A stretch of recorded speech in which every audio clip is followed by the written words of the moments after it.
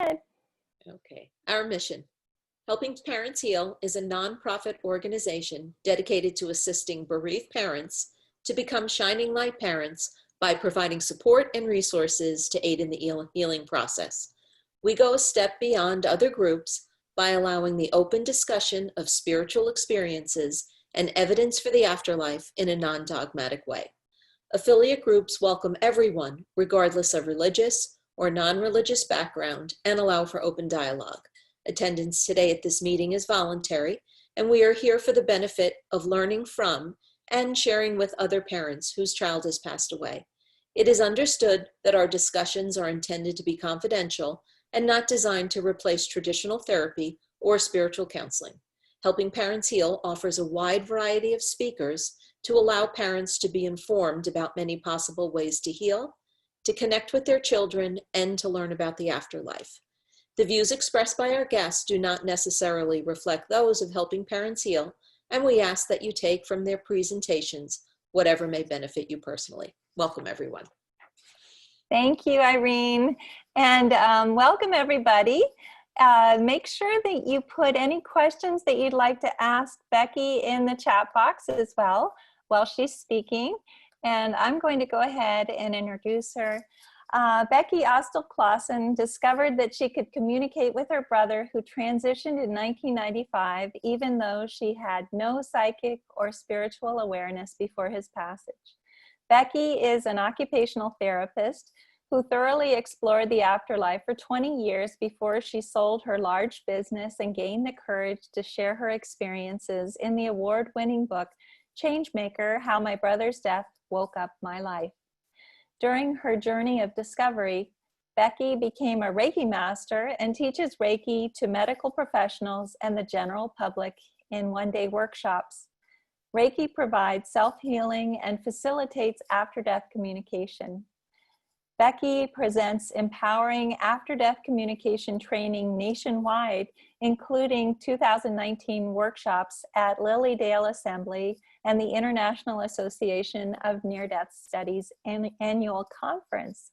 So without further ado, please join me in welcoming Becky Austill-Clausen. Hi, everybody. And I'm gonna, let's see, share my, do I have permission to share the screen? I believe you should, but let's see. Good question, because we took it off. Let me, I'm going to make you a co-host. There you go. Okay. So now you can. All right.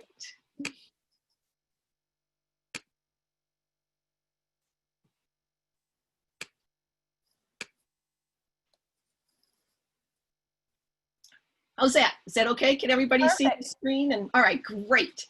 I am so pleased to be here. Elizabeth, thank you so very much for moving me up on the schedule after I had talked to Brian, and it's just magnificent to be here. I'm quite thrilled.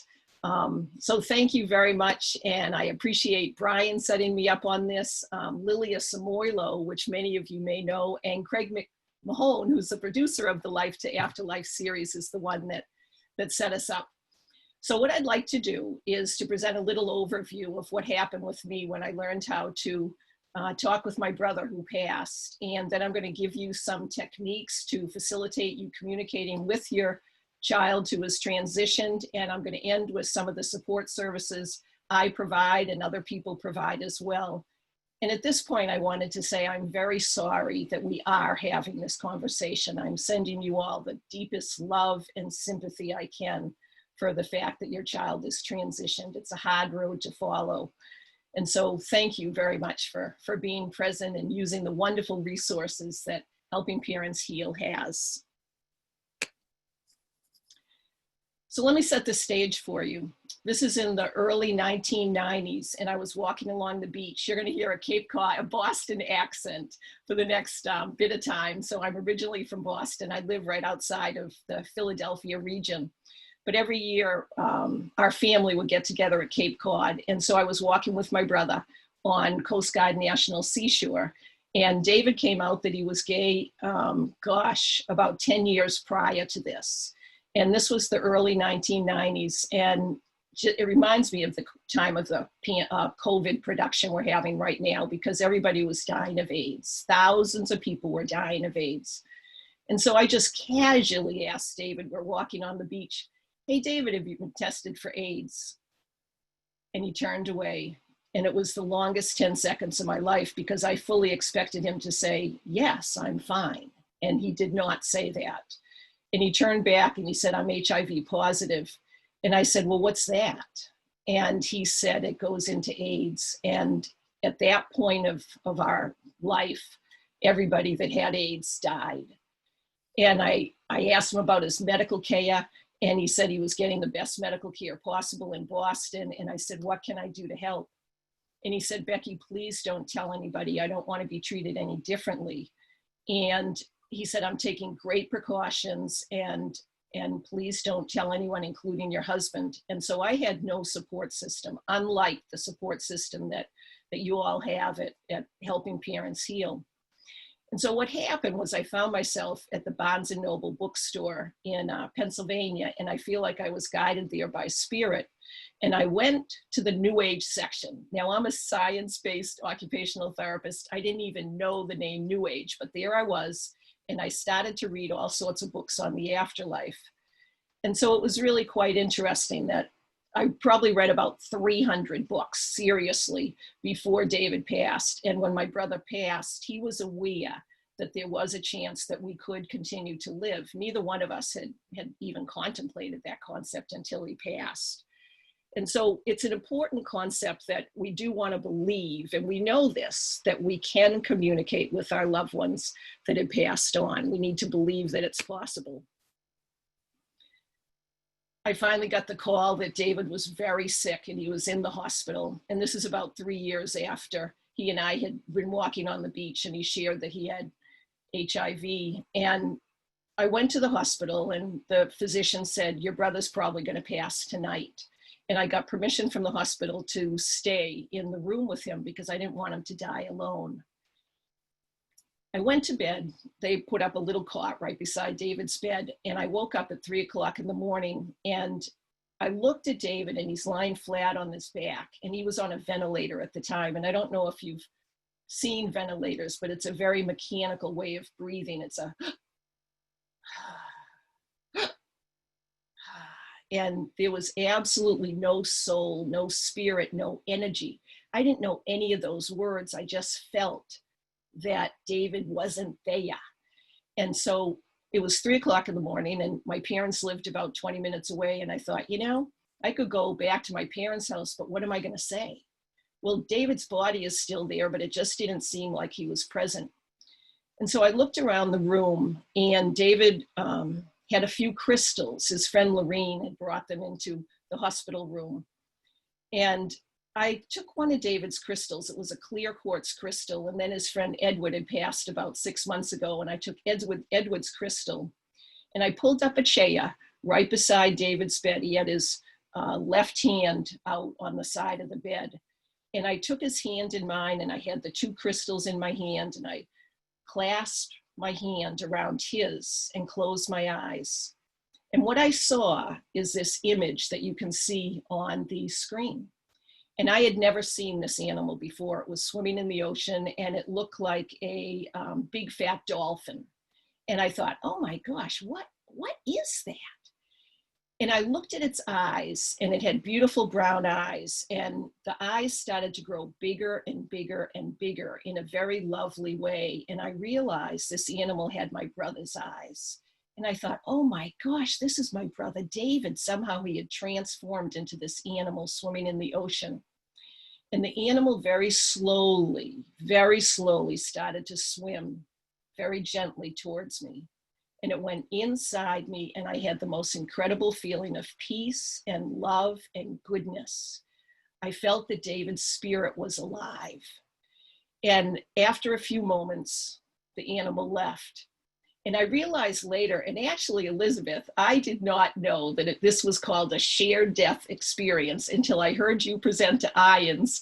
It was, I think, about 6 weeks ago when you talked about your shared death experience with your son. And I thought, oh my gosh, this is a shared death experience. So this is like 25 years ago. And by me realizing that it was a shared death experience, it sort of gave me a little bit more validity, gave me a name to what happened with me. Now, when I talk a little bit about crystals, crystals have energy. Quartz crystals are what powers our computer, our watches, TV, radios. And so when I took that quartz crystal from David and I took it from Edward, I believe it really helped raise my level of consciousness so that I could communicate with my brother, who I feel spirit had passed at that point. Rose quartz crystals are my favorite. They're crystals, quartz crystals that are pink. And classically, spiritually, rose quartz means love. And I always have multiple rose quartz crystals in my pocket. And so if you're looking to communicate with your child more than you already have, I encourage you to go to a rock and gem shop and look for some rose quartz crystals, or be mindful of whatever crystal is drawing you. And with intention, express your desire and express love. And I do firmly believe that the crystals can help raise our energy and help us communicate with our loved ones. 6 weeks after David had passed, I'm running my private practice, rehabilitation practice, and I was filled with despair. I think everything in life is positive. I could find nothing positive about the fact that my brother had passed. And I was riding my horse through a Christmas tree farm. And when our heart is so filled with grief, it's very hard for our loved ones to communicate with us because it's a denser energy. When they're living in the afterlife, it's a much clearer, lighter form of energy. And so I opened up my heart just a little bit because it was a beautiful day. It was the first time that I actually experienced a little bit of joy. David passed on October 1st. This was middle of November. Icicles were sparkling from the trees, rainbows were around, and I said, "Thank you, universe, for a beautiful day." I closed my eyes, and there was my brother. He was in human form, wearing a black and red plaid flannel shirt, dungarees, and sandals. And I started to talk with him because that's what I thought I was supposed to do. And I realized after a second, I could just send thought. And he was great, and I was great. It was absolutely incredible. And so many of us want to talk directly with our loved ones that have passed, with our children, but we don't have to talk. We can share thought. As long as we really do believe that we are sharing thought, it helps to believe. It helps it to happen. I looked beside David, and they were my grandparents, Bessie and Abe Dole, holding hands like they always did. They had passed 10 years ago. There's Edward, and he had passed 6 months ago. My friend Holly, who had passed 20 years ago in a motor vehicle accident. And this was another realization for me that life is eternal. What I wanted to do was do this again. I had no idea how it happened. And so this is the mid-1990s. David passed in 1995, and the internet was just happening. So we didn't really have the internet. So I went to the library. I was looking for a teacher, but I didn't have any words. I didn't know what happened to me. I learned later what happened to me is called a spiritual transformative experience. But I didn't know that at the time. So I went walking up and down the corridors in the library, and I think I expected a book to fall out, and that would be the book, and that did not happen. And so I went to a health food store, and I looked at the bulletin board, and I tried to see if something was resonating, and it wasn't. And I'm the type of person that makes things happen or tries to make things happen.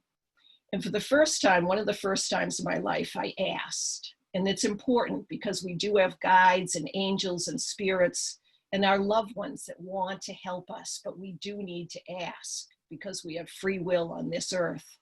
And I asked for a teacher.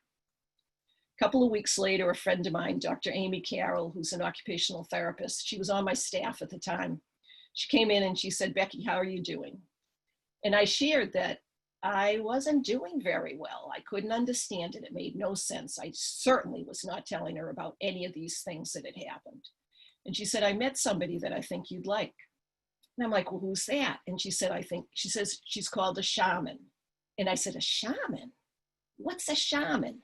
And she said, "Well, I'm not really sure, but I believe a shaman believes that all natural items have energy.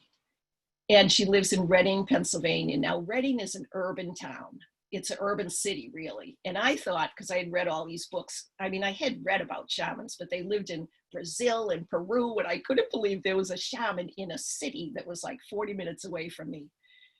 And she said, you know, Becky, she also communicates with people that have passed on. And I thought, oh my gosh, this is what I need. And her name's Nancy Ariel. She has unfortunately passed over. I do hear from her all the time.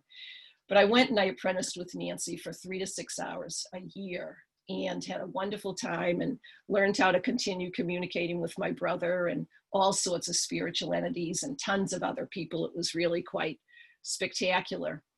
So when you're looking for a teacher, I encourage you to trust your gut. You know, trust your instincts, find somebody that you like, that resonates with you, and trust yourself. During the time that I was apprenticing with Nancy, I learned Reiki. And Reiki, for those of you that may not be as familiar with Reiki, Reiki is a form of energy. It's a natural energy healing modality. It's called a complementary modality. And the concept about Reiki is that we use our own energy in order to help ourselves heal, in order to help ourselves relieve ourselves of grief, to help us feel better. And so you can learn Reiki in one day, which I thought, how can something so valid be learned in one day? But there was an occupational therapist that was teaching Reiki 1 and Reiki 2, and that's really all you need. You can learn how to do Reiki just with one day, but Reiki 2, you can learn how to send it long distance. So I learned Reiki, questioned it for a couple of years, and 10 years later became a Reiki Master.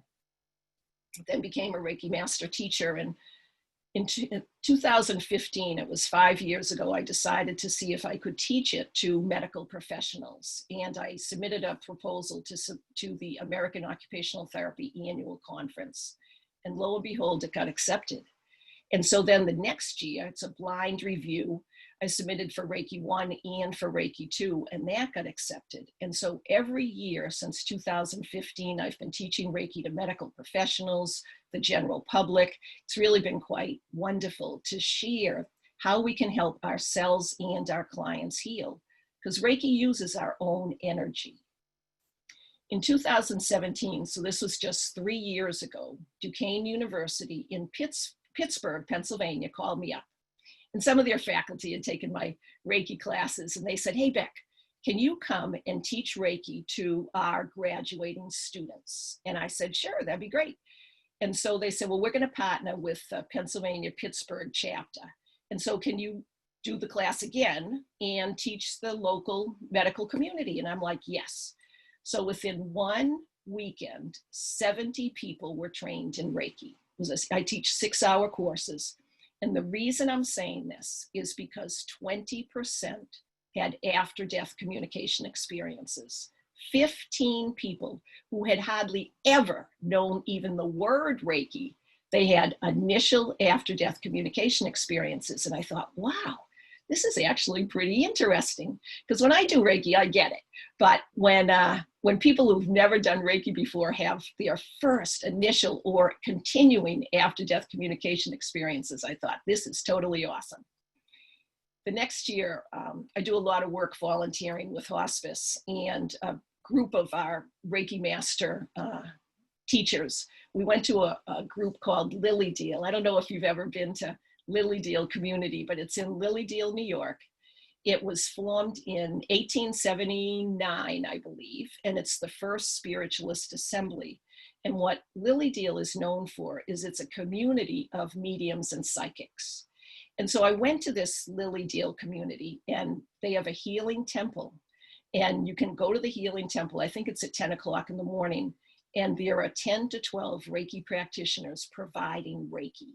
And I thought, okay, there is something to this Reiki that it does facilitate after-death communication. If I have it, Duquesne, people that attended that program there can get it, Lily Dale.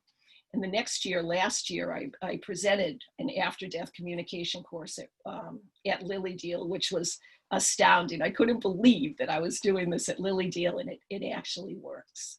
And it's been really fun to share that process, that when we raise our vibrational energy, because our energy on Earth is dense, When we raise it through the use of crystals or through the use of Reiki, it does help our loved ones in the afterlife communicate easier with us. Reiki is also considered unconditional love. And I love that fact because love is the strongest emotion there is.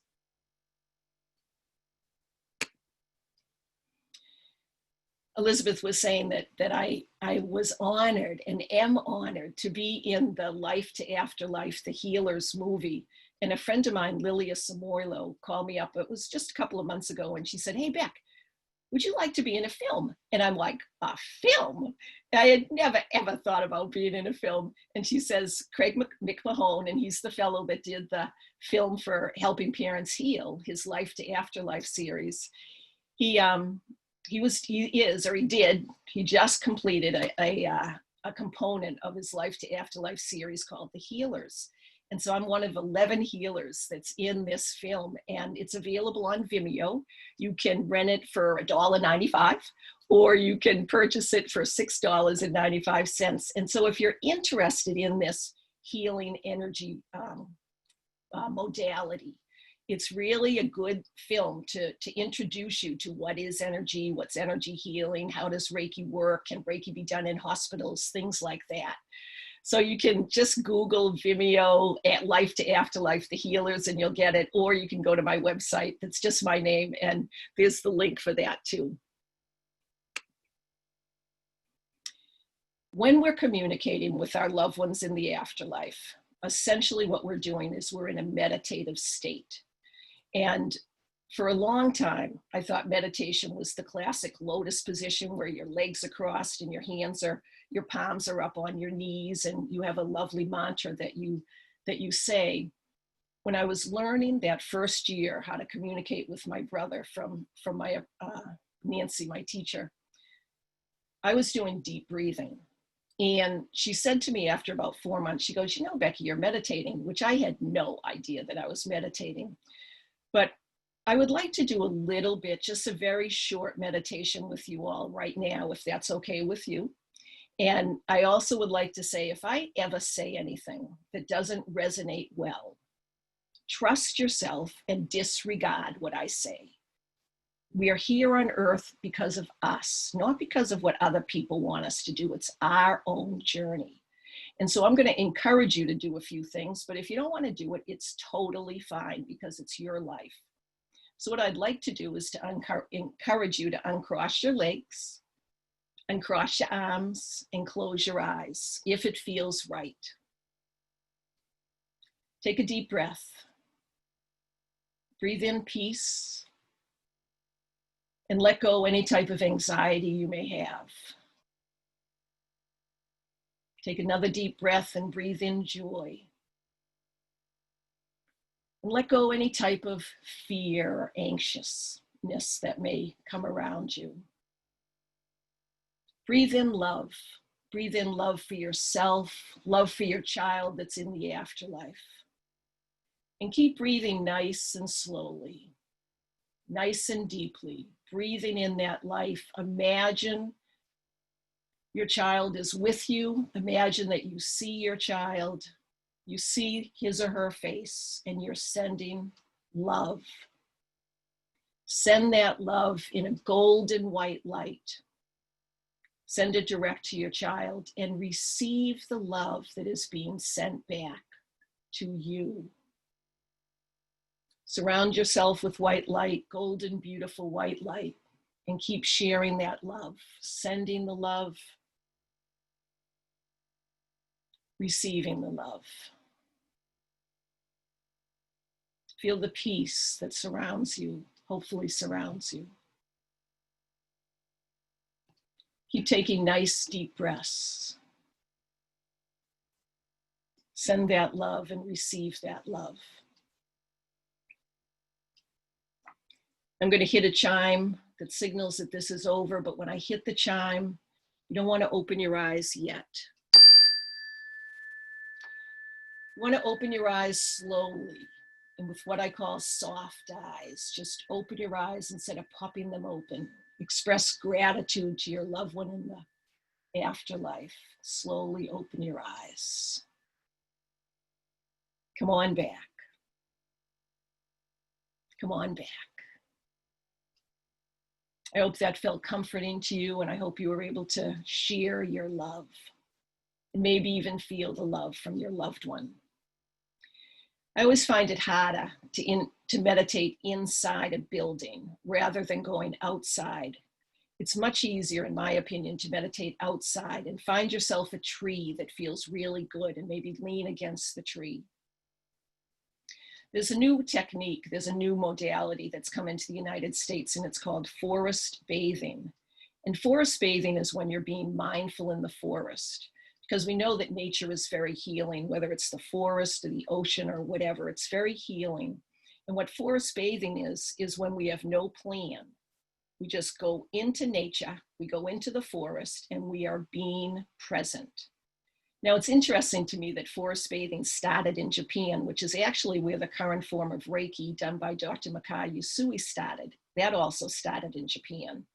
And in Japan, they actually have formal forest bathing experiences, and they're doing research on the stress enzyme called cortisol.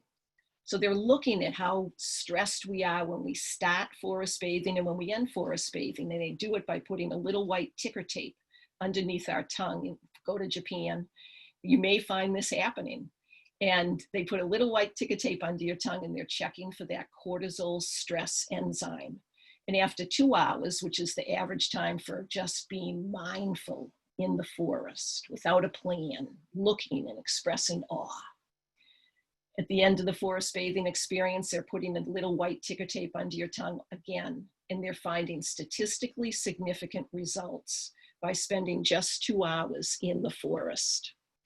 You know, sometimes people say to me, you know, I can't meditate. I have too many thoughts going through my head. How do I get them out of my head? And there's a variety of techniques to use, but one that I've found effective is to imagine that there's a balloon tied onto your wrist.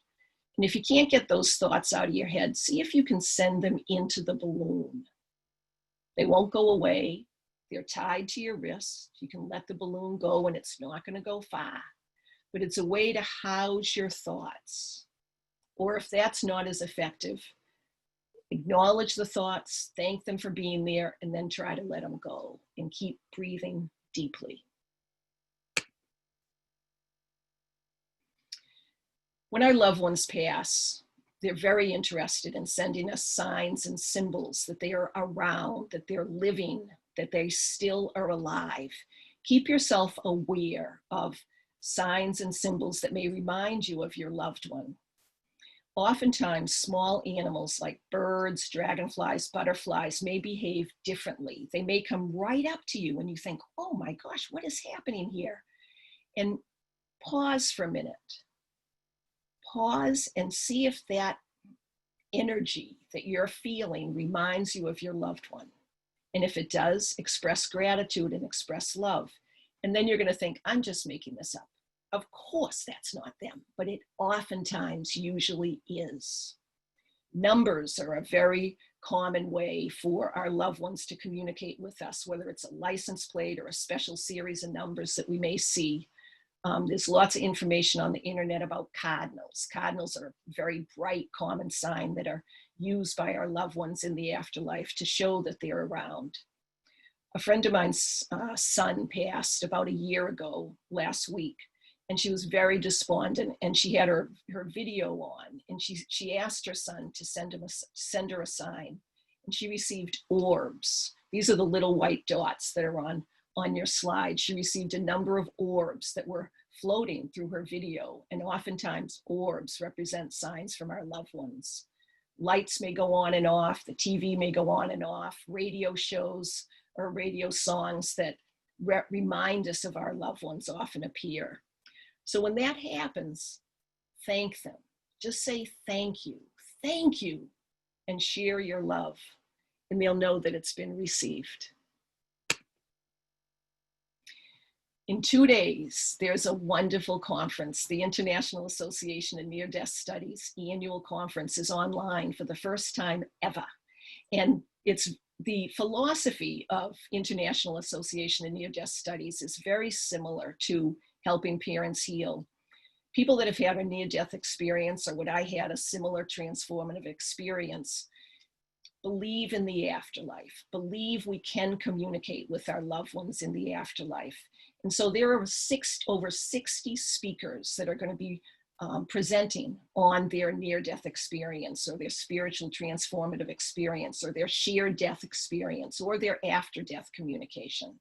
I encourage you to check it out. Suzanne Giesman, who I'm sure is pretty well known to you all, is going to be one of the keynotes. Brian Smith, who's on the Helping Parents Heal board, is going to be a moderator. I'm delighted to be presenting on Sunday as the first speaker, From Chaos to Healing, Spiritual Help During a Pandemic. And then later on Sunday, I'm delighted to moderate a shared death and after-death communications panel. You can also get the recordings. And so you can check it out by going to iands.org, and you'll see the whole virtual conference. So I hope to see you this weekend. You know, it took me 20 years to find the courage to share my journey. I'm pretty well known in the occupational therapy community, and I actually thought people would think I had lost my mind. So finally, 5 years ago, I sold my business, and I decided to get my book published. And it was published by She Writes Press, Changemaker, How My Brother's Death Woke Up My Life. And I have to say, I published it with some trepidation. 6 months after it came out, I was in the whole rainforest. And I didn't even know we had a rainforest in the United States, but it's part of Olympic National Park, and it's in Washington. And I was in whole rainforest, and I got this email, and it said, "Congratulations, Changemaker has won 3 National Book Awards. Can you please come to the Book Expo of America in New York City and pick them up?" And I thought, oh my gosh, after-death communication is hitting the mainstream. And I was so excited, and it subsequently has won a couple more awards, which has just thrilled me that our realization that the afterlife is real is hitting the mainstream. And you can get Changemaker all over the place, Amazon, Barnes & Noble, indie bookstores, or whatever.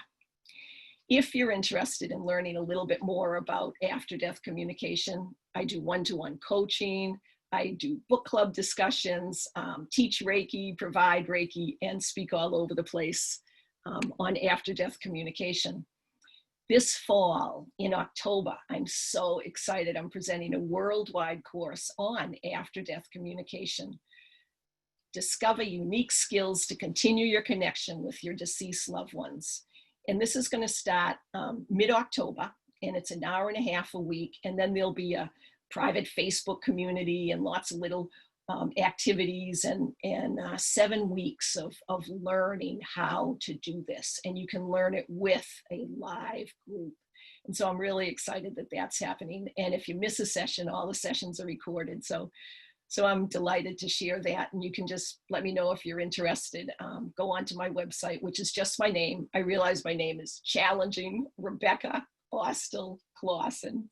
And shoot me an email or whatever and say, hey, sign up for my newsletter or whatever you like, and you'll receive more information. So at this point, I'd like to open it up for any questions you have. I am very interested in supporting you in whatever way I can. You know, I talked about some of the things that I do, but many people do these. And find somebody that you like, that you can learn from, and avail yourself of the opportunities that Helping Parents Heal has, or that's available in our universe. So feel free to ask me anything you want. I'm all yours. Thank you so much. This has been so wonderful. Is it okay if I take this off, so we can see you again? Sure.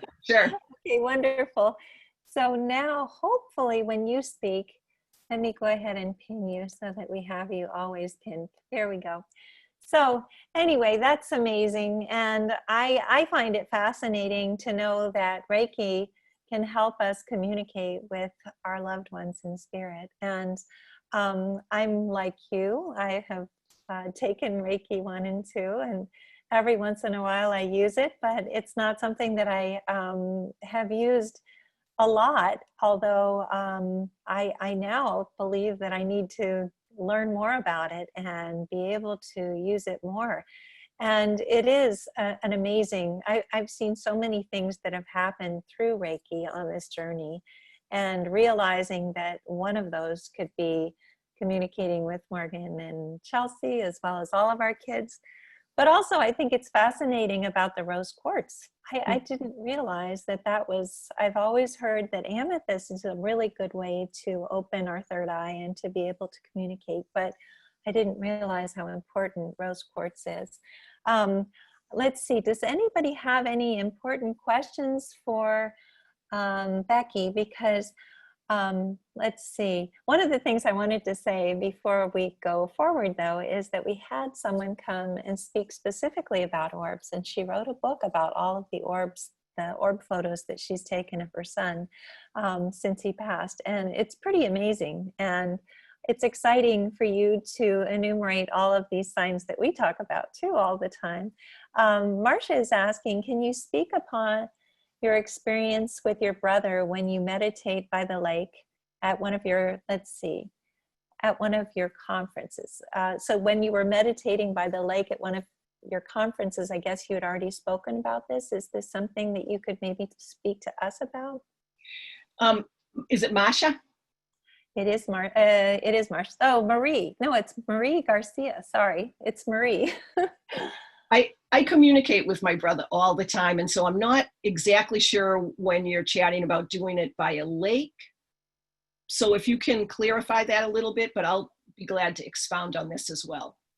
So let's see, Marie, maybe I could unmute you if you'd like. I just also want to say while I'm looking, oh, it was in your book. Oh, it's in my book. Oh, okay. Oh, great. Oh, I'm glad you read that. Thanks so much. Gosh, it has been absolutely incredible to have continuing. Oh, I know which one you're talking about. I was like, no, what are you talking about? I believe this is the scene that you're talking about. I just came back from Cape Cod last week, actually. And I believe this is I was thinking about this scene by the lake when I was traveling to Cape Cod. Oh gosh, it was a couple of years after my brother passed. Actually, because Changemaker is the first year after he passed. It must have been that first year. I'm in the car, and David came to me in the car, and we're in Connecticut driving to Massachusetts, and he said, Becky, I'd like to come with you camping when we camp with our family and friends. Is that all right? And I said, yes. And he said, if it gets too much, tell me. And I said, yes. And if I get too much for you, feel free to tell me. And so David stayed with me. It was incredible. He was inside me for probably 3 or 4 days. And one of the first things that he wanted to do is to go swimming, because David's Pisces, I'm Pisces. He had he was unable to go swimming the last 2 years of his life. And he had a life-giving shunt in his side. And so he wanted to go swimming. Now, we've been camping at the same state park this was 64 years in a row. So I pretty much know this state park. David led me down this path that I had never been. And it's very interesting to have this message in your head and to trust. And I'm like, okay, I'll go, I'll follow your direction. So I followed him down, and we went down to a lake. And David, I had never been to this particular component of the lake. And David said, I would love to go swimming. And so with mindful intention, I walked into the water. And so David's inside me, and I could feel his pleasure at being able to feel the water, to feel the purity, to feel the coolness. This is what's called a kettle pond where I was. It's formed by glacier, so it's very clear with no inside or exit for the water. So it's just water, and it's beautiful, beautiful water. So David's feeling this water, and the wonderful bubbling joy that occurred inside me when I dove into the water, and David actually felt the water all around him. He felt it through me. I felt his joy. It was incredible. And so I was thinking when I was there this year, I'm like, my gosh, I need to find out where this place is. And so I actually was able to discover where this path was that David took me. And it was a magnificent magnificent experience. Now, when a spirit comes, particularly if it's one that you know, then usually it's fine. But you always want to make sure that you trust what you're receiving. And I trusted David explicitly. He stayed after we went in the water. He stayed for another day or two. And then we started to sing, because my family sings. And we started to sing, and it got a little bit emotional for David. And he left, and he didn't come back until we had finished camping. But that water experience was one of the most profound experiences I've ever had. So thank you for asking about that. Well, it's interesting because Babette is asking, what does it feel like when David is inside of you? Could you maybe expand on that just a little bit? Sure. Now, when we receive communication from our loved ones, sometimes it's visual. So sometimes I see him. Most people are not able to see, and it's tricky because we're so bound by our eyes that it's wonderful if we can see, but most people feel or sense or whatever. And so for me, I hear, like that's what happens most of the time, is that I hear David, and it's like it has David's voice for me. This is what happens, is it has David's voice, and I am in a little bit of a state of 80% present, 20% not present. That's when I'm actually doing something. When I'm in meditation, what I do when I'm in meditation is I actually do what's called automatic writing. And that's how I communicate most of the time with loved ones, is that I do it automatically. And so then when that happens, when either David's inside me communicating and I'm typing it down, or writing it or whatever, it's a knowing, it's a trust that what you're hearing in your head is actually real. And it is, in the beginning, a little disconcerting, because you think, I must be making this up. Like, I really wondered if I was schizophrenic a number of times. And in my book, Changemaker, I say that a number of times. Am I schizophrenic? But it feels right. And that's when it gets to trusting ourselves and trusting our gut. So sometimes I get a little bit of a tingling. Sometimes I get a little bit of it might be a little bit hot, but it's a wonderful feeling. It feels like love and joy and peace and happiness all at the same time. When I'm communicating with my brother, that's how it feels. It's a good question. That sounds beautiful. It sounds the way that I always feel when he hugs me from the inside, the same kind of thing. Basha is saying, you are helping me to explain experiences of connection with my son, where I'm active doing the things that he loved to do so much, and we shared together. So I think that that's really fascinating, that she's being able to identify, just like this shared death experience that I was explaining to you. Obviously, Dana is saying, wow, this is amazing. Lindsay's saying, I spend a lot of time at our sweet river and in the woods. It is such a peaceful place. I feel my son with me. Should I actually meditate to have more of an experience? Good question. First of all, do whatever feels right. So that's my statement. Do whatever feels right. There's no rules about this, but I've been teaching this for 5 years. And so I've got an idea generally about what works for the majority of people. I would encourage you, when you're in the woods or the river, any place that is outside is usually much easier, to find a place that you like, that you feel comfortable, that you feel safe, you feel protected, you feel a resonance. Trees actually have energy. And I could talk for a long time about trees, but find a tree you like and sit by it. And then I would encourage you to meditate, if you can meditate. And you don't have to have any rules about meditating. It's what we did. It's when you close your eyes and you breathe deeply and you relax, and then ask your child to be with you. And then you may feel something.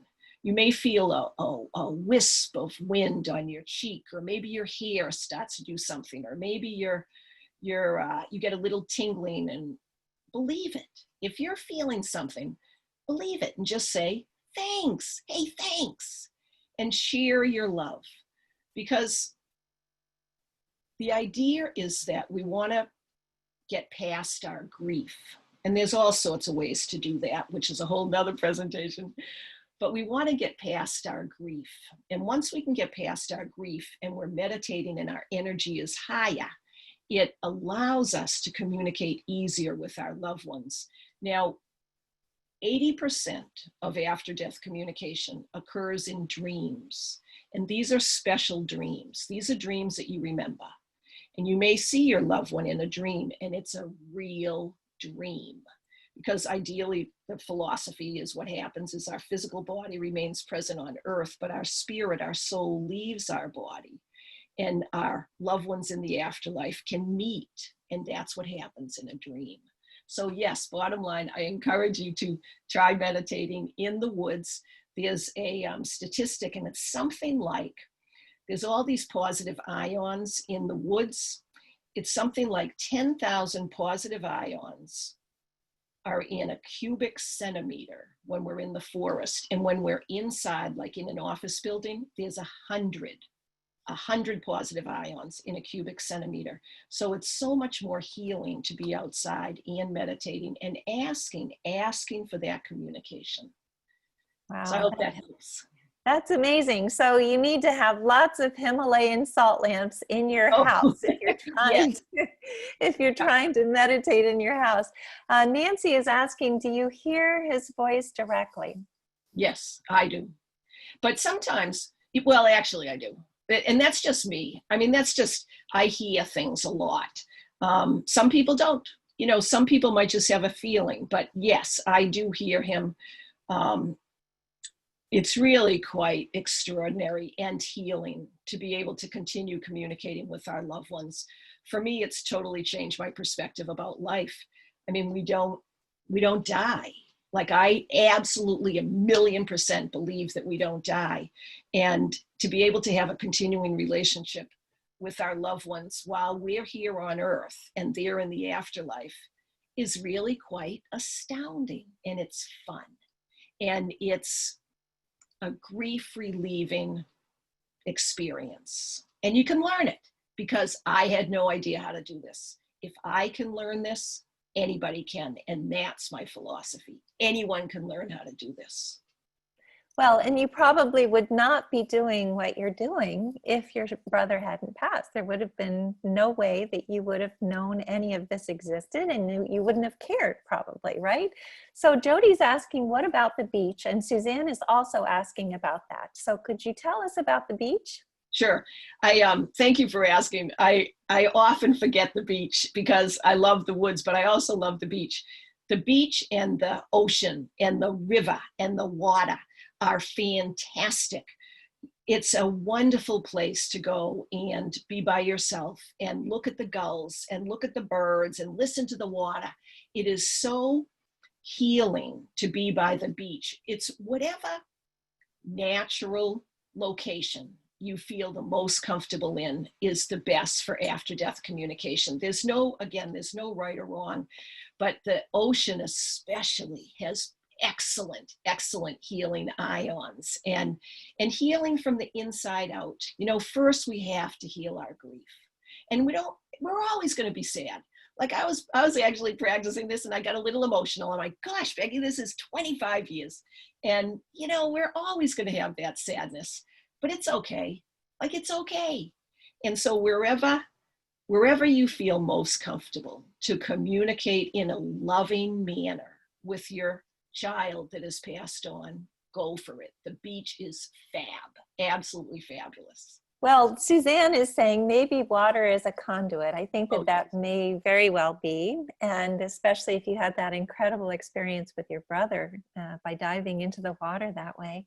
Paula is saying, my son just passed on June 2nd, 2020. I have signs and hear from him, but I still cry at times. Isn't it normal to still have sadness from a very hard trauma? Oh, Paula, I am so sorry. It is absolutely normal and appropriate. You must have grief. If we hold it in, it's not going to resolve. I am so sorry. It's close for you. And the fact that you do receive signs and you do have experiences is wonderful. You will always have grief. You will always have it. but I'm talking about the grief that is so deep that we can't feel anything but grief. And hopefully when you receive signs and when you receive symbols, you're able to let yourself acknowledge that your child is alive. He's alive, and he's sending you signs, and he's saying, I'm okay, Mom, I'm okay. And so again, my very deepest sympathy, and we don't want to let go of all the grief, but you want to be able to at least resolve it a little bit so that we can then facilitate that communication. And so thank you for sharing. And again, my deepest, very deepest sympathy. That's beautiful. Thank you. And Sissy's saying, and this is something that I was kind of wondering myself, I'm surprised our loved ones that have passed have physical earthly desires like your brother's desire to swim. I just assumed that as spirit, in spirit, all of their desires are met. You know, that's really very interesting. I was surprised about that as well. I'd like to share a little bit of a side comment on that.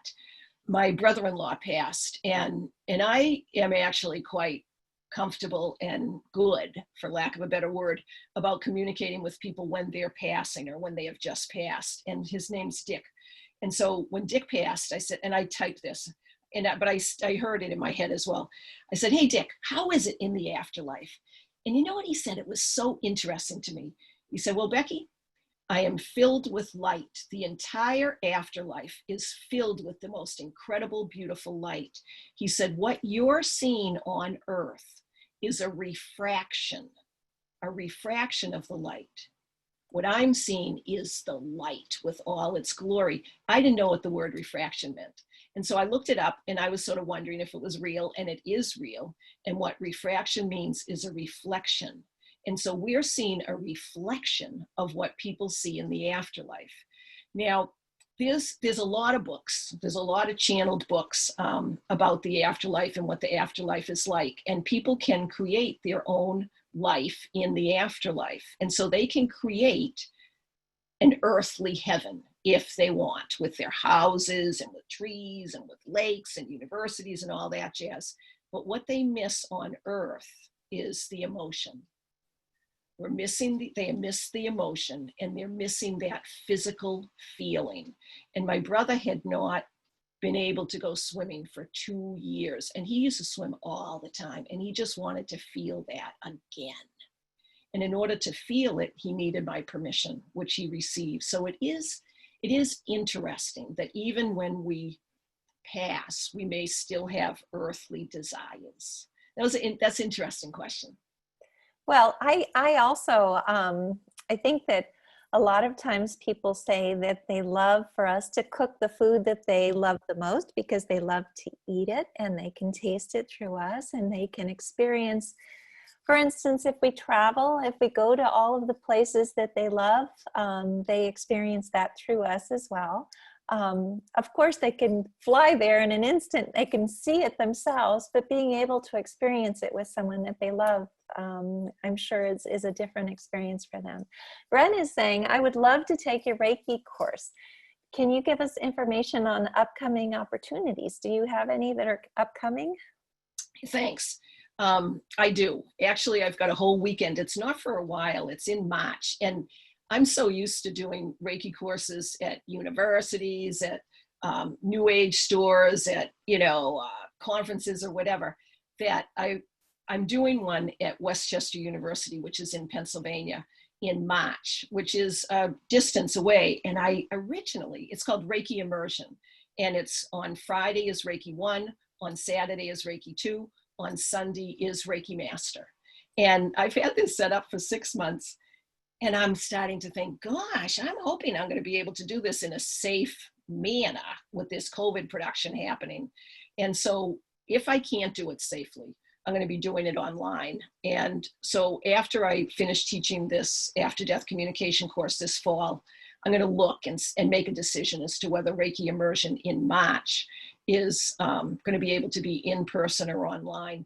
But I can come out and travel and teach Reiki any place. It's just that right now, people aren't really traveling, including me. And so feel free, you're welcome to email me. I have a complimentary HealthWorks address. It's Becky@comphealth works.com. And I can keep you in touch with what kind of Reiki programs are going. And it'd be fun. It'd be very fun to teach you Reiki. I also wanted to say there are other Reiki people around. Like, I don't mean to say, hey, you must take it from me. I do have a specialty in after-death communication, but shoot, it does happen. And so, yeah, feel free to keep me in touch and check my website. My website has my events and it has Reiki immersion, and hopefully we'll be able to do that in person. But if not, it'll be online. Well, can Reiki be taught online? Is it something that you can, so you will perhaps be doing this for Westchester University online. Okay, great. It's, in my opinion, like I do group Reiki. I mean, that's what I love. I love doing the large groups because there's all this experiential practice. And so the way I teach it is that we have at least 4 to 5 different partners that you give Reiki to, you share Reiki, and then you exchange Reiki. And you do that with 4 to 5 different people. And so you get it. Like, people get it. And to do it online, it's trickier because you're doing it more on yourself. The first thing you learn is how to do it on yourself. But you want to be able to practice it with some other people. And with the COVID production, there isn't as many people to practice it with, but it can be done and it is effective and it does work. And you can send it long distance, and healing works long distance. It's really incredible. That's wonderful. I have one question here too about whether or not you're also a medium. Are you not just are you able to communicate with other, not just your brother, but other people who have passed? Is that right? Yes, so. I am. What I can do that. And what my specialty is teaching you. That's what I love. Like, I love teaching you how to do it. But I got an email today. It was a fellow, gosh, I think he was like in, I don't know where he was. I think he was like South Africa. And he was asking about his mother. And so I was emailing him back, and his mother came right through. And so I described the mother and described what she looked like and described what she said, and that she was at peace and she was sending him love. And he had asked a couple of questions, and it's really quite wonderful to be able to share that with someone who was asking, how is my mother? How is my mother? Bottom line, I love for people to learn how to do it on their own. But yes, I can do that. That's wonderful. Well, we are running out of time, but we have other questions, and I know that you're willing to come back and speak to us. Is that right? Oh, I'd love to. You'd be willing to do that? So I'd love to. So and feel free to, I'm sorry to interrupt. You didn't no, go ahead. In the meantime, if I didn't get questions answered, like, email me or call me, 610-363-7446. Or again, email Becky at comp, C-O-M-P, health, H-E-A-L-T-H, works, W-O-R-K-S. We can do Zoom calls. I mean, I'll help you. I'll answer anything you want. My mission on earth is to teach people that we can communicate with our loved ones. We do live forever. And I'm so appreciative, Elizabeth, of chatting with you and everybody that's here. You know, I appreciate so much the opportunity. I send you my deepest sympathy and my deepest support and my deepest encouragement to know that you are not alone. We do not die alone. We can communicate with our loved ones, and you are absolutely wonderful. And Helping Parents Heal is a fabulous organization. The support you have is outstanding. And so whatever I can do, I'm very glad to do. Well, thank you. And everyone is writing about how encouraging you are, how wonderful it is to have you. And so we definitely are going to have you back if you're willing to come. And I'd love to. Not only that, but you're going to have to send all of that information to me that I can put on the YouTube video so that people will have that in the information so that they can follow it. Any of the upcoming events that you'd like to put in there as well. We'll put it on the YouTube video as well so that everybody can see this. And thank you so much. And Pam is saying that you live right by her. So Pam, you're very lucky. Well, no, I'm lucky. So Pam, where's Pam live? Pam, where do you live? Can you type in the box where you live? Let's see. I don't know. I might be able to find her. And let's see. I don't know. Pam, let's see. Where are you, Pam? Let me see if I can find you. Normally I travel, like I'm on the road 6 months a year. I just haven't been with this COVID production, but you know, I travel a lot and teach a lot, and it's a blast. So to have somebody close is really, really fun. So she must live somewhere near Pittsburgh, but I'm, or And I'm Philadelphia. outside of Philly. That's Yeah, about sorry. but whatever, Okay. that doesn't matter. But in any case, as I say, we'll have you back if that's okay with you. Love it. And people can think about their questions. We'll make sure that we also put your book on the website so that everyone knows about it, and maybe everyone can read it before the next time so that they can ask any questions that they have as well. It's so wonderful to have you. Have a wonderful time at the IONS conference. Yes. It's exciting that you're going to be such a big part of it next weekend. This weekend, 2 days. Okay, this weekend, yes. Yeah. So it's the 14th through the 16th, exactly. So we did put information about that both on the site as well as in our newsletter so that people know about it as well, and hopefully a lot of people will be attending that. And again, thank you. And what we do at the end is that we have everybody unmute yourself and say goodbye and thank you to Becky. Thank you, Rebecca. Thank you. Blessings to you. Thank you, Rebecca. Thank you. Thank you. Thank you. Thank you. Thank you so much. Thank you. Thank you. I live in Doylestown. Greatly appreciated. Lives in Doylestown. We found out. Doylestown. No, the chat was disabled. I live in Doylestown. Yay! Doylestown's excellent, 40 minutes away. I'm in Downingtown.